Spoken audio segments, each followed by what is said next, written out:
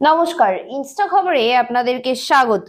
আবারও উড়িষ্যায় ট্রেন দুর্ঘটনা, লাইনচ্যুত শালিমার সম্বলপুর এক্সপ্রেস। জানা গিয়েছে সম্বলপুর স্টেশনে ঢোকার আগেই ট্রেনের জেনারেল বগি লাইনচ্যুত হয়ে যায়। বড়সড় দুর্ঘটনা ঘটতে পারত, তবে অল্পের জন্য রক্ষা পেয়েছে যাত্রীরা। রেলের তরফে জানানো হয়েছে আজ বৃহস্পতিবার সকাল 9:18 নাগাদ দুর্ঘটনাটি ঘটে।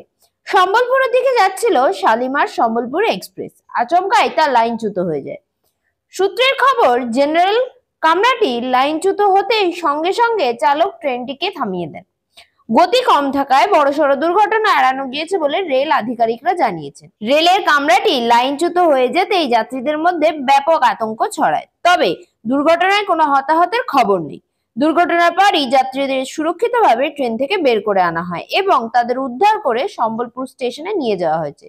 ইতিমধ্যেই ঘটনাস্থলে পৌঁছেছেন পুলিশ ও রেলের শীর্ষ আধিকারিকরা। তারা ঘটনাস্থল খতিয়ে দেখছেন। দুর্ঘটনার কারণ এখনো জানা যায়নি। আপাতত বিঘ্নিত সম্বলপুর শাখায় ট্রেন পরিষেবা। ব্যুরো রিপোর্ট, ইনস্টা খবর।